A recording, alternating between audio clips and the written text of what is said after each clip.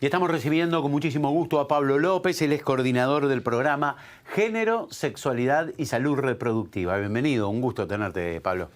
Buen día, muchas gracias por la invitación. Lo queríamos conversar contigo a propósito de este estudio, ¿no?, en el cual participaron y que tiene que ver con la sexualidad de los adolescentes en el mundo digital. Un mundo digital en el que a los adultos, no sé, familiar, sí, también, pero no nos hemos educado, ni aprendido, ni nacido en él. No somos nativos digitales. Primero que nada, ¿no?, ¿qué los llevó a hacer este estudio y cómo eligieron qué estudiar? Ah, bien, perfecto. Bueno, contarte, primero que nada empezamos en 2017, es decir, más allá que ahora estamos presentando resultados 2021, este mismo estudio ya tuvo resultados 2019. Y lo que nos llevó a hacer este estudio es que nosotros trabajamos en educación sexual, más allá de hacer trabajos de investigación científica, trabajamos en proyectos tanto de extensión como en nuestro trabajo privado, digamos, más allá de la Facultad de Psicología.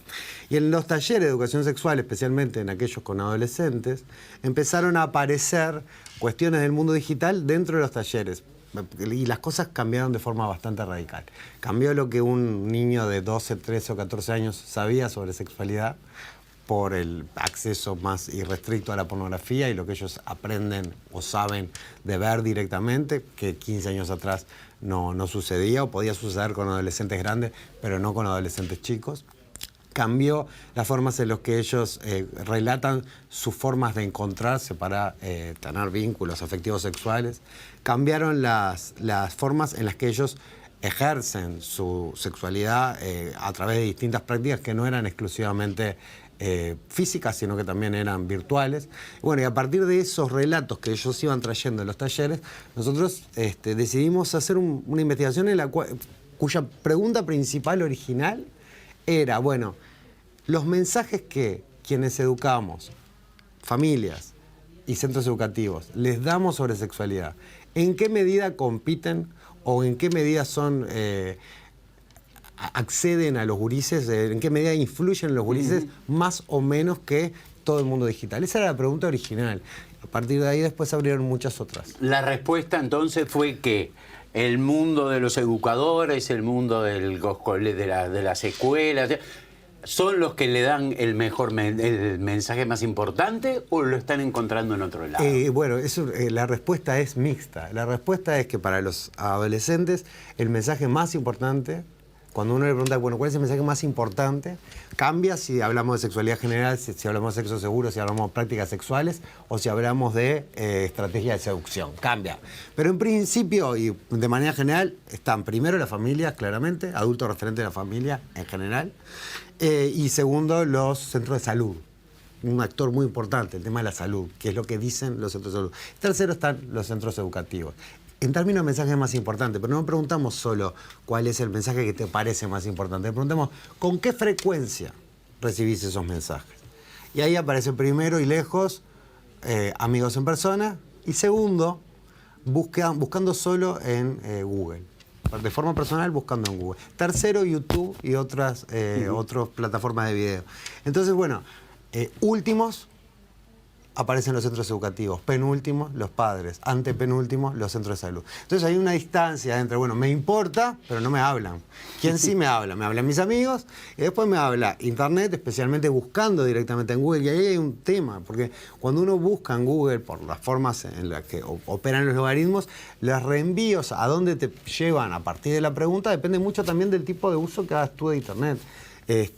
Por los rastreadores, bueno, todo eso que más o menos los que trabajamos en el mundo digital lo saben, pero creo que cualquier persona, cualquier usuario medio sabe que el celular te devuelve, sobre todo el celular es obviamente el dispositivo más usa, el celular te devuelve más o menos lo que tú usas, de lo que tú buscas. La otra, pero y aún ni siquiera, ¿no? Hace muy poco tiempo, 2 días conversando con una sexóloga y doctora de medicina, ella me decía, mi hija estaba estudiando el aparato reproductor, entonces había colocado y estábamos hablando que el profesor no había colocado el clítoris como aparato reproductor, como miembro del aparato reproductor, porque está en discusión si lo es o no lo es, ¿no? Más allá de su rol de placer, etcétera, ¿no?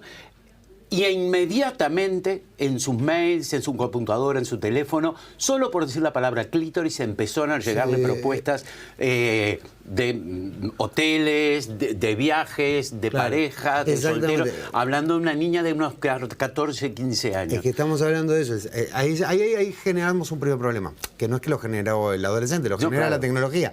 Es decir, el tipo de búsquedas depende también de lo que saben de vos y del tipo de cosas que has ido buscando.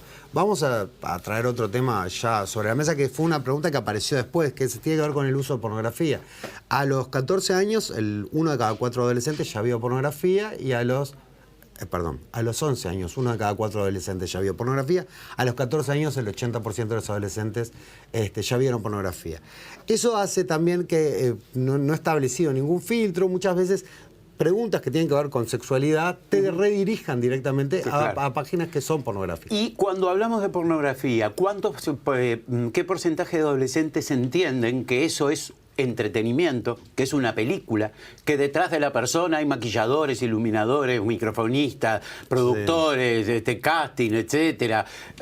O entienden que eso que ves en la pornografía es lo que yo debería hacer. Te voy a dar dos respuestas. La primera es, que tiene que ver directamente con tu pregunta, es más o menos entienden con claridad distinto a las mujeres que los varones. Es decir, muchos más varones, casi un 40% de varones entienden que buena parte de lo que pasa en la pornografía puede trasladarse a la vida real, y apenas un 12% de las mujeres. Al revés, la respuesta al revés, es decir, entiendo que no, que es solamente ficción, aumenta mucho más en las mujeres y disminuye bastante en los varones. Es decir, hay una diferencia de género muy marcada entre cómo reciben el mensaje que ven en la pornografía varones y mujeres. ¿Hay mayor interés de los varones en la pornografía que las mujeres? Cuando vos preguntás ¿cuántos vieron? Más o menos son la misma cantidad de varones y mujeres. Cuando vos ves por frecuencia, más o menos la mitad de los varones, o sea, 50 y poco de los % de los varones que miran pornografía ven una vez por semana o más. Y ese porcentaje aumenta así recién en una vez por mes o más en las mujeres. Es decir, hay una frecuencia de uso bastante menor en el caso de las mujeres que en el caso de los varones, pero digamos, el porcentaje de quienes miran es prácticamente igual, cosa que era impensable en la época nuestra. Absolutamente, pero además tan impensable esto, ¿no? Digo, uno que yo tengo hijos adolescentes todavía, sí. Es tan impensable esto que cuando nosotros hablamos de pornografía, uno puede pensar en masturbación, ¿no? En autosatisfacción, ¿verdad? En la persona sola, ¿no? Salvo, en fin, alguien que quiera utilizarlo de otra manera, pero generalmente es la persona sola. Ahora, ¿qué pasa cuando en la pareja empieza el intercambio de videos eróticos de uno al otro? Bueno, eso ya es sexting. Y acá te estoy preguntando, sexting, y acá lo que te pregunto es, antes inclusive de verse, ¿cuándo empieza la relación sexual? ¿Empieza cuando se encuentran, se acuestan y hay una penetración, o empieza ya la relación sexual mucho antes, cuando estás viendo prácticamente todo, simplemente que no compartís el mismo espacio? Bueno, ahora vamos a hablar brevemente de sexting. El sexting pasó a ser parte, digamos, de el ritual de conquista posible de los adolescentes en esta época. No quiere decir que todos lo hagan, no quiere decir que todos sean parte, utilicen como parte del ritual de conquista, por decirlo de una forma más clásica. Es decir, que en algún momento mandan una foto. Y que a veces es al principio. De hecho, hay canciones que escuchan los gurises y todo, que están naturalizando esto de pasarme tu pack. Ponele que se refiere a un pack de fotos donde muestran, digamos, lo que entienden que para la otra persona puede ser atractivo, que es de contenido sexual. Si uno mira cuántos adolescentes hicieron sexting en el último año, en los del dato 2021, que es una población particular porque son los bachilleres, son los bachilleres, son adolescentes de 15 y 19, pero que están en bachillerato. Es decir, te deja fuera toda una población que no excedió al bachillerato. En el dato 2019 eran adolescentes de zona metropolitana todos. Ahí estabas en cerca de un 35% habían hecho sexting en el último año. Esta población, que son los bachilleres, también son más educados, tienen un 20%. ¿Y a qué importa si la educación? Aunque parezca que no, porque en realidad el sexting es una práctica que es, en principio, no genera un perjuicio para ninguna de las dos partes en la medida que está consentida. Pero claro, existe que acerca riesgo también a las partes, ¿no? Digo, porque puede ser gente que está de viaje, gente, puede la pandemia, acordate. Pero por supuesto. O sea, tiene un montón de cosas excelentes como toda práctica sexual, también tener relaciones sexuales tiene un montón de cosas excelentes. Pero es una práctica sexual. Es vos una lo acabas de práctica decir. sexual. Claro, entonces, Perfecto. ¿y qué le decimos a los gurises? Bueno, vas a tener relaciones sexuales, tenés que cuidarte de determinadas cosas, embarazo no deseado, infección de transmisión sexual. En el sexting tenés que cuidarte de las viralizaciones, tenés que cuidarte de que se te pueda reconocer, tenés que confiar en la otra persona. Muchas veces el principal sistema de seguridad que utilizan los gurises es la confianza en la otra persona. De hecho, ahí también hay diferencias entre varones y mujeres. Más del 60% de las mujeres han hecho exclusivamente sexting con sus parejas. Y eso llega apenas a un 20% de los varones. Es decir, los varones hacen sexting más con cualquiera, las mujeres tratan de que sea su pareja. Ahora, el problema es que, como cualquier pareja, se puede romper el código de confianza. Entonces, en el momento que se rompe el código de confianza, vamos a decir, a propósito, que eso en general se le llama sex revenge, es decir, cuando yo después de pelearme contigo, envío los videos para que otros lo vean de forma tal de generarte un escarnio público, vamos a decir, que sufren principalmente, y esto hay que subrayarlo, sufren principalmente las mujeres y los varones no heterosexuales. Las viralizaciones para los varones a veces tienen consecuencias, pero básicamente las consecuencias graves las tienen mujeres y varones no heterosexuales. Entonces ahí tenés una posibilidad, la posibilidad del sex revenge, la posibilidad de esta pareja se rompió, me enojo y envío el video. Pero también está la otra posibilidad, que son los accidentes tecnológicos que suceden. Es decir, dejé el celular, lo perdí, lo llevé al técnico y tomaron las imágenes. Hay muchos motivos por los cuales un material que está, sobre todo yo insisto en el celular porque es lo que ha cambiado casi todo, ¿no?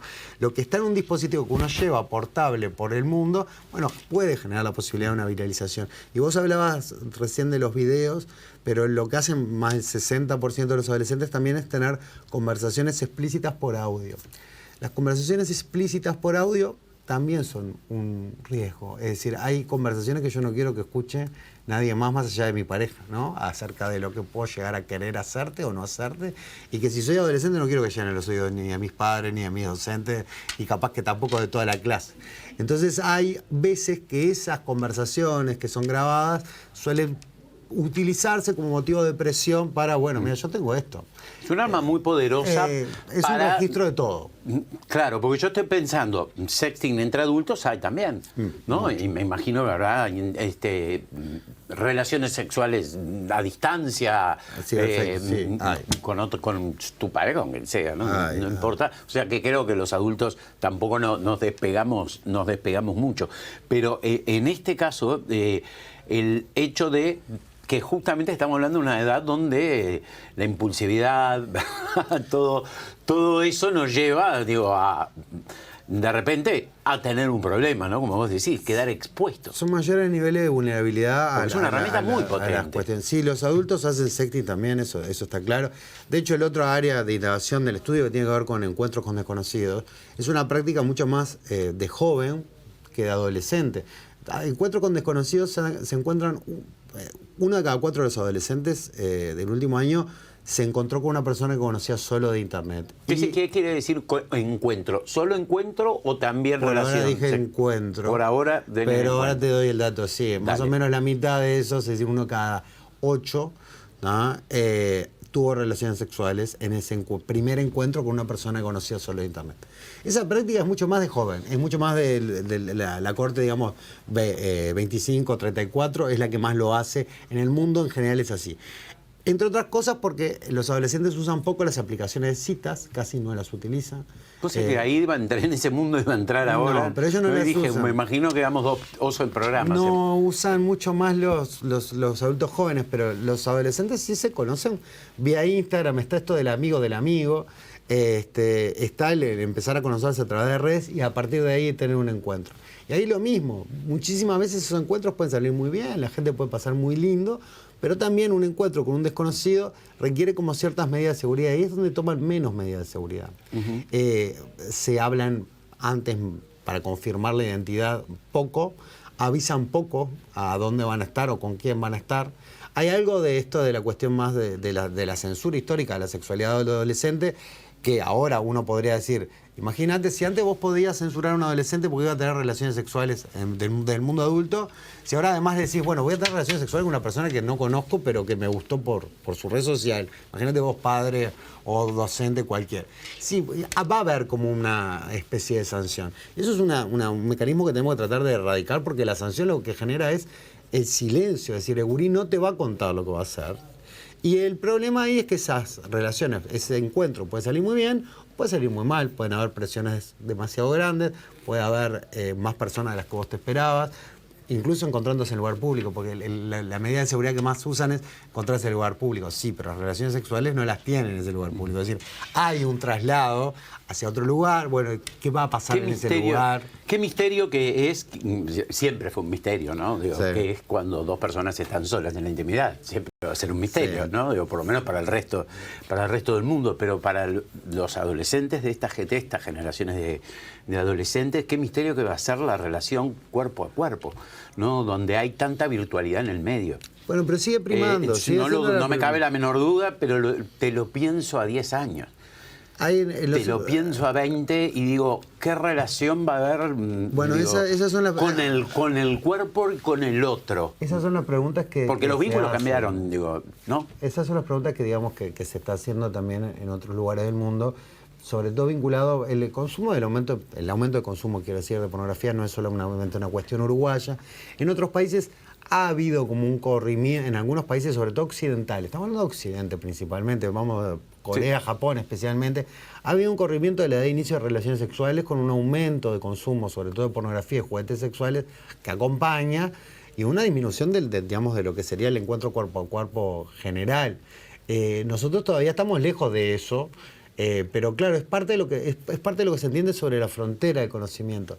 Yo, para ser claro, o sea, hasta el 2016, 2017, cuando se popularizan los teléfonos inteligentes en Uruguay, el encuentro con una máquina para un momento vinculado a la intimidad, pero no con otro, era más complejo. Es decir, era más complejo el acceso, no era para todo el mundo. Ahora básicamente se ha masificado, pero no es solo en Uruguay, se ha masificado en el mundo. Entonces estamos en una generación que se está criando, digamos, junto con esta posibilidad de acceso a muchos aspectos de la sexualidad que antes eran bastante alejados, recién ahora. Entonces, ¿cuáles son las consecuencias? Eso no lo sabemos. Yo igual te voy a complementar, voy a estar, capaz, no sé cuánto tenemos, pero quiero volver al principio. Vos preguntaste por qué. Hubo dos escenas en talleres de educación sexual que también nos llevaron a pensar en esto del tema de pornografía, ¿no? Eran dos varones que uno preguntaba en un taller, fuera del taller, cuando terminó, se acercó y preguntó, bueno, yo tengo relaciones sexuales con mi novia y no puedo excitarme si no estoy viendo pornografía. Y otro, la pregunta era muy similar, era, tengo relaciones sexuales con mi novia y no puedo tener una eyaculación si no estoy mirando pornografía. Ahí la alerta era, bueno, ¿cómo está socializando también la pornografía a los gurises y cómo eso va a afectar su vida sexual? Es algo que al día de hoy no lo sabemos porque es esta la generación que lo está viviendo. Porque lo que estás hablando ahí es de la literalidad, ¿no? Digo, cuando antes uno la excitación la traía de la imaginación, más allá de la persona delante, etcétera, la usa, esa excitación la va a buscar a la imaginación. Acá de imaginación nada. No, y hablamos de un momento de desarrollo cerebral donde determinados estímulos son... los adolescentes en general tienen más propensión o pueden tener más propensión a caer en determinados niveles de adicción, por lo que vos decías que tiene que ver con la impulsividad, pero también tiene que ver con el sistema de recompensa del cerebro y de las formas en las que uno va asumiendo, digamos, bueno, esto me satisface, busco más. La medida que ese busco más es irrestricto, puede generar, no a todos los adolescentes. Por eso estamos en la parte que es frontera del conocimiento. Vamos a tener que esperar un par de generaciones a ver cómo esto afecta a la sexualidad adulta. Claro. Hay algunas cosas que, y ahora quiero, para ir a educación, hay algunas cosas en países donde sí se estudió algunos efectos en adultos jóvenes, es decir, 18 y más, por ejemplo, el consumo de pornografía en la infancia y adolescencia, que dicen, bueno, tienden a tener más guiones de género violentos, tienden a tener menos satisfacción en sus relaciones sexuales y tienden a tener a búsqueda de prácticas sexuales, lo cual no está mal, buscar prácticas sexuales, pero el tema es que tienen que ser consentidas, ¿no? Uno no puede creerse que el encuentro sexual con una persona que recién conoció va a ser igual que una escena pornográfica, ¿no? Bueno, y esas cosas se bajan simplemente con poder hablar de esas cosas, sobre todo en los programas de educación sexual. Es decir, poder explicar, lo que vos acabas de decir, hay actores, hay maquillaje, hay una cantidad de cosas que están interviniendo en que esa escena, que parece excitante y re posible, exista efectivamente.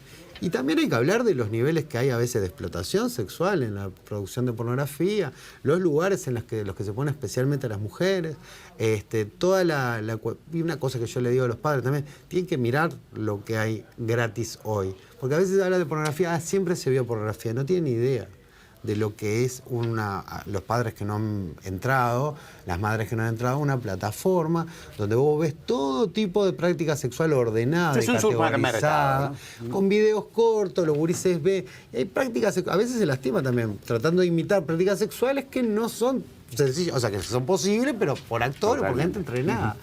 Pablo, te agradezco muchísimo tu presencia, el trabajo que han realizado. Me imagino ha sido una reunión de este estudio, un excelente diagnóstico, y esto, de alguna vez, ¿para qué? ¿Hacia dónde va? No, eso es capaz que es lo último para decir. Nosotros estamos trabajando con ANEP, este proyecto lo apoyó ANEP, lo apoyó el Fondo de Población de Naciones Unidas, la ANI y UNESCO, y nosotros estamos trabajando con docentes, trabajamos todo el año, a los cuales además les agradezco a todos por haber participado, para poder trabajar estos temas en aula y empezar a incluir dentro de educación sexual lo que es el mundo digital, que sería ridículo no hacerlo. Muchísimas gracias, Pablo. Muchas gracias a ti. Conversábamos con Pablo López, coordinador del programa de Género, Sexualidad y Salud Reproductiva. Hacemos una pausa en modo país y ya venimos.